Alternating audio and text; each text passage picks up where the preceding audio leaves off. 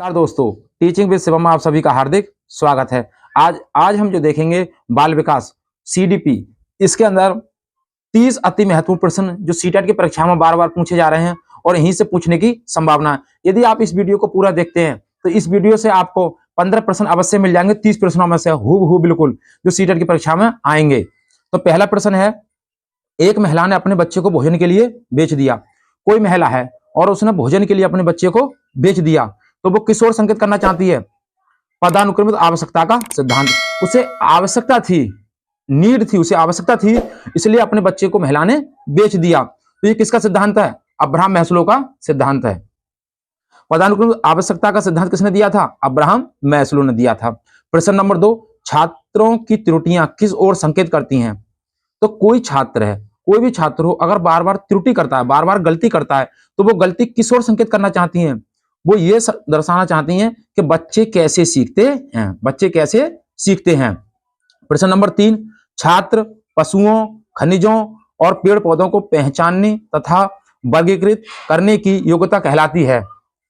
पशु हो, खनिज हो और पेड़ पौधे हों, उनको पहचानने तथा वर्गीकृत करने की योग्यता क्या कहलाती है? प्राकृतिक बुद्धि। प्राकृतिक बुद्धि। और प्राकृतिक बुद्धि किसने दी थी? हार्वर्ड गार्डनर ने। तो हार्वर्ड गार्डनर ने बहुबुद्धि का सिद्धांत बताया था। तो पशु हो, खनिज हो, जो प्रकृति से जुड़े हुए हैं, इसलिए उनके अंदर कौन सी बुद्धि है? प्राकृतिक बुद्धि, हार्वर्ड गार्डनर के द्वारा। प्रश्न नंबर 4, सृजनात्मकता का मुख्य रूप से संबंध है। सृजनात्मकता, क्रिएटिविटी का मुख्य रूप से किससे संबंधित है? अपसारी चिंतन से। किससे संबंधित है? अपसारी चिंतन से।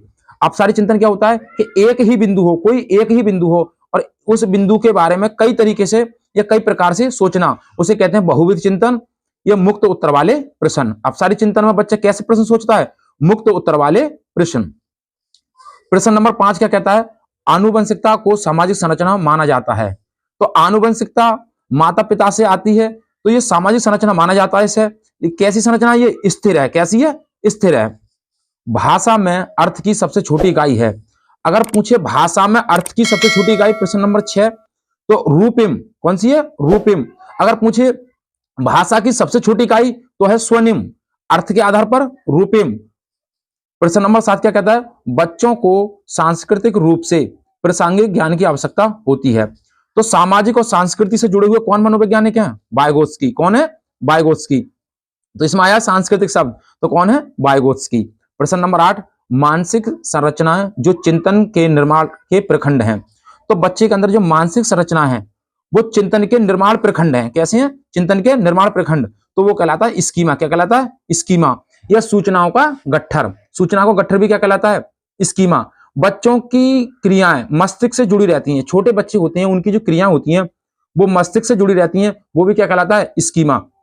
और स्कीमा शब्द जीन पियाजे महोदय ने दिया था। प्रश्न नंबर 9, पहले से किए गए कार्यों में सुधार लाने के लिए, यदि पहले से कोई कार्य किया गया है और उसमें सुधार लाने के लिए बच्चों को प्रदर्शन देकर सिखाया जा रहा है। अगर पहले से कोई बच्चा कार्य कर रहा है और उसमें सुधार लाना चाहता है, तो प्रदर्शन या मॉडल के आधार पर उसे क्या सिखाया जा रहा है? तो ये क्या करना चाह रहा है? प्रतिरूपण या मॉडलिंग का सिद्धांत। प्रतिरूपण या मॉडलिंग का सिद्धांत। तो प्रतिरूपण या मॉडलिंग का सिद्धांत किसने दिया था? अल्बर्ट बेंडूरा साहब ने। किसने? अल्बर्ट बेंडूरा साहब ने मॉडलिंग का सिद्धांत दिया था। उन्होंने बताया था कि फिल्मों में हिंसात्मक व्यवहार जो होते हैं, बच्चे उनको देखकर क्या कर लेता है? अनुकरण कर लेता है। तो अनुकरण का सिद्धांत भी किसने दिया था? अल्बर्ट बंडूरा ने। अल्बर्ट बंडूरा ने। बच्चे अपने आप से बातें करते हैं, वाइगोत्स्की उसे क्या कहते हैं? तो बच्चा स्वयं से बातें करता है, तो वाइगोत्स्की महोदय उसे क्या कहते हैं? व्यक्तिगत वार्ता। यदि बच्चा अपने आप से बातें करता है, तो जीन पियाजे साहब उससे क्या कहते हैं? उसे कहते हैं अहम केंद्रित वार्ता। तो जीन पियाजे आए तो अहम केंद्रित वार्ता और वाइगोत्स्की आए तो व्यक्तिगत वार्ता। प्रश्न नंबर 11, बच्चे के सामाजिकरण में एक महत्वपूर्ण भूमिका अदा करते हैं। बच्चे के सामाजिकरण में महत्वपूर्ण भूमिका अदा करते हैं कौन कौन? परिवार, पास पड़ोस, विद्यालय और मीडिया। तो सबसे पहले बच्चे का जो सामाजिकरण होता है वो किससे होता है? परिवार से। यानी किससे? माता पिता या परिवार से। फिर पास पड़ोस, उसके बाद विद्यालय, उसके बाद मीडिया। प्रश्न नंबर 12 क्या कहता है? प्राप्त की गई सूचनाओं की व्याख्या करने के लिए अपने अनुभवों के आधार पर सोचना।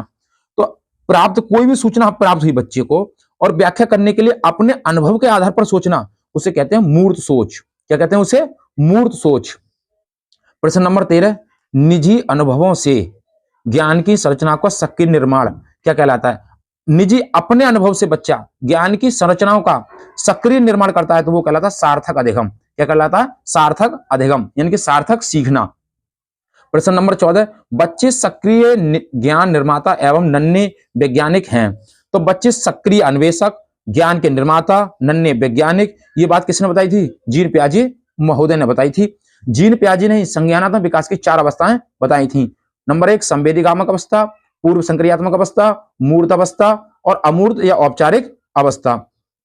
जीन पियाजे की अवस्थाओं को देखने के लिए हमारी वीडियो को देखें और वीडियो का लिंक डिस्क्रिप्शन में दिया गया है और टेलीग्राम पर भी, टेलीग्राम का लिंक भी डिस्क्रिप्शन में दिया गया है। प्रश्न नंबर 15, समावेशी शिक्षा मानती है कि हमें खालिस्तान को खालिस्तान के अनुरूप बदलना है। तो समावेशी शिक्षा क्या मानती है? कि हमें व्यवस्था को बच्चे के अनुरूप बदलना है, ना कि बच्चे को व्यवस्था के अनुरूप बदलना है। समावेशी शिक्षा यह कहती है कि जैसी हमें व्यवस्था है, व्यवस्था को जैसे बच्चा चाहता है, बच्चे के अनुरूप ही हमें व्यवस्था को बदलना है। जैसे जैसे बच्चा की डिमांड होती है, बच्चा मांग करता है कि बच्चा किस प्रकार का बच्चा पढ़ने आया है, उसी प्रकार से बच्चे को शिक्षा दी जाए। तो प्रश्न नंबर 15, अगला प्रश्न देखते हैं 16 प्रश्न क्या कहता है? बच्चों में भाषा अर्जन अंतर्निहित क्षमता जन्मजात होती है।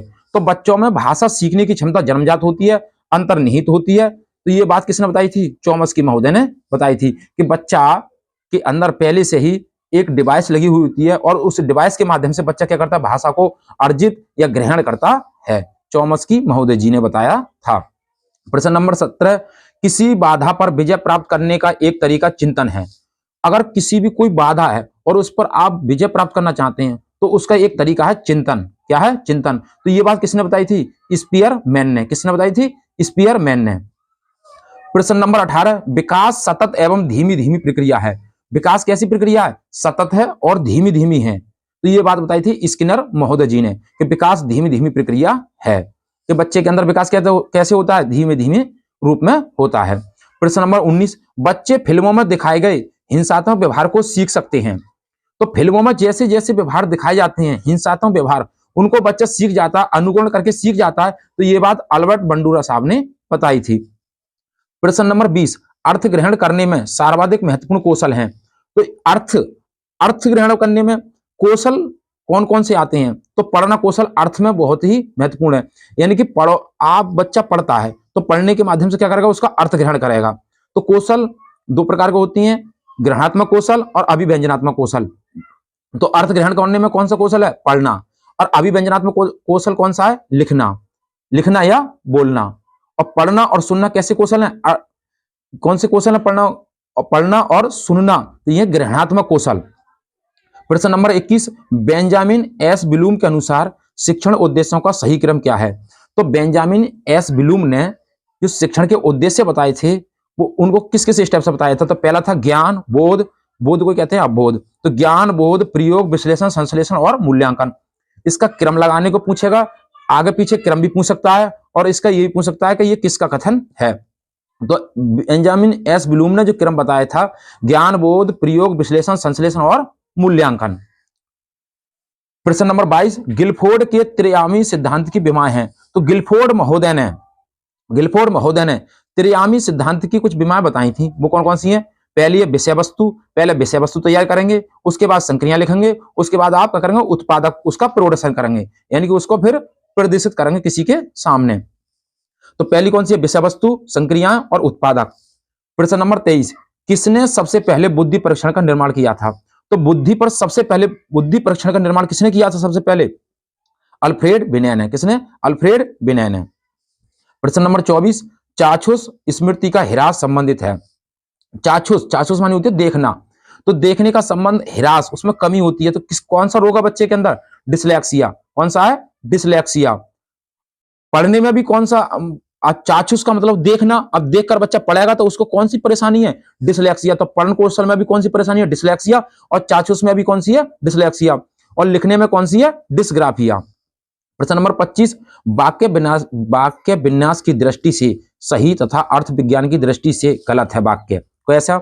जैसे हम कह दें कि राधा चाय खाती है, राधा चाय खाती है। तो ये वाक्य विन्यास की दृष्टि से तो सही है, क्योंकि कर्ता क्रिया कर्म के अनुसार लिखा हुआ है, लेकिन अर्थ विज्ञान की दृष्टि से क्या ये वाक्य गलत है, क्योंकि राधा चाय खाती है तो चाय खाई नहीं जाती, बल्कि क्या होती है, पीती है, चाय पीती है। तो विज्ञान की दृष्टि से भी सही हो जाता।